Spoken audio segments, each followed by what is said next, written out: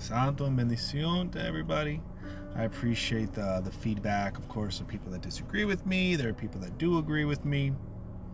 We live in a world with different views, different points of views, different lived experiences, different opinions, and that's totally fine. That's one of the beautiful things about living in this nation, that we can speak our minds freely, even if things may be disagreeable to one group or another group.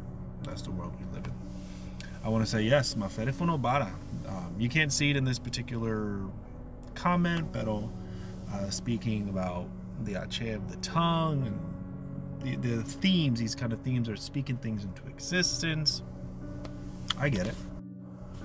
Me personally, I haven't seen anything that is homophobic, racist. I haven't seen anything like that. I haven't seen any videos that substantiate claims that this person had horrible hate speech. There's hate speech, and then there's speech that's hated. And I haven't seen any hate speech. What I have seen has been within its proper context, and thinking critically about what is this person trying to say. But everything, again, in its proper context. And yeah, the whole thing about, well, this person, even Hitler started, everybody, like, Hitler started somewhere.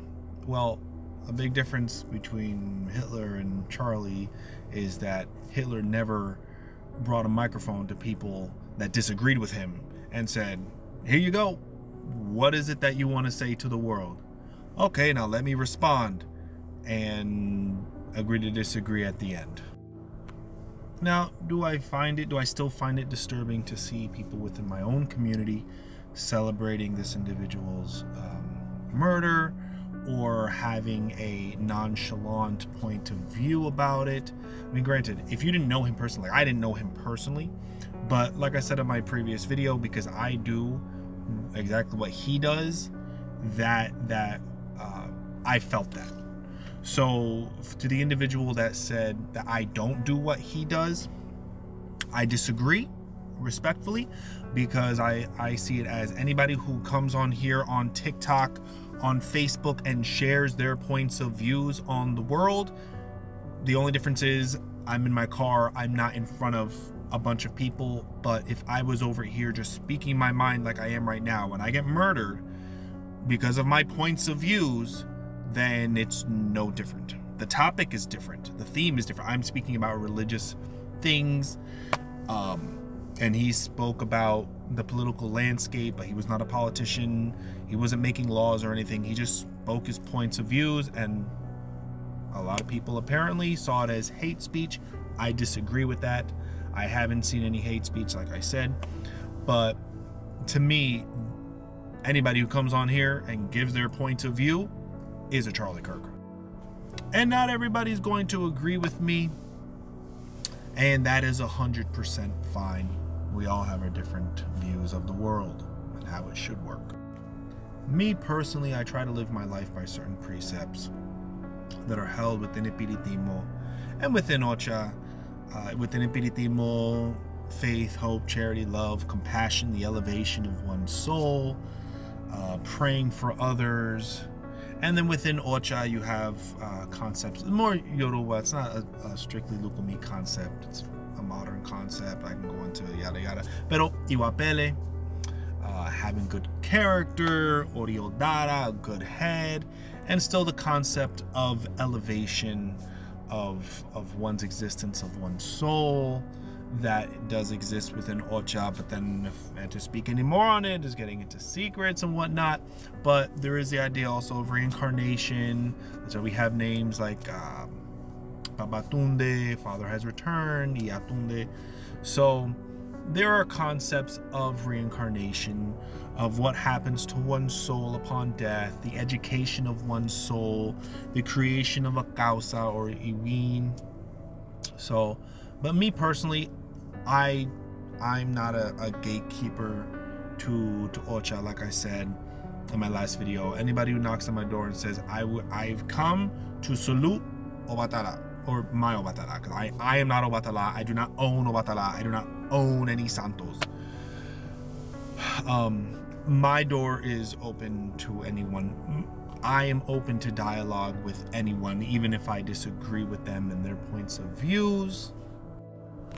And I think that's healthy, to have dialogue. When dialogue ceases, that's when people do things and take things to an extreme.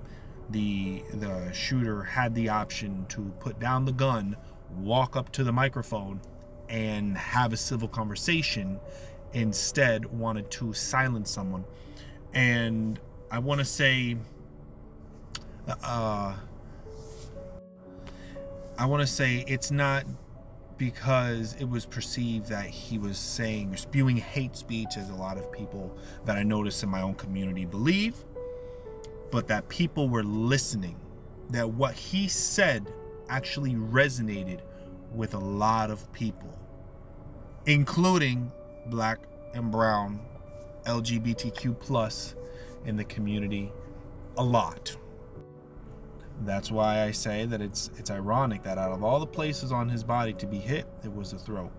He was silenced because a lot of people were listening. Why? Because what he said, what he spoke about, resonated with a lot of people, including Latinos and Black Americans and Asians and minorities and gay and trans, all these different communities. Even his words resonated with them. Whether you agree or don't, that's up to you. But I end with this, and I speak just for myself. I am not a victim. I am not going for gold in the Oppression Olympics. My color does not hold me back. My sexual orientation does not hold me back. My gender does not hold me back. Me growing up in poverty does not hold me back. I take accountability for my actions. If I want something in life, I have to take the precautionary measures and be responsible with my finances, responsible as to where I insert myself, responsible with what I choose to invest my time, my money in. And I was able to get myself out of certain circumstances. There is no rigged system holding me down or holding me back. I am where I am because of the choices that I've made for my own life.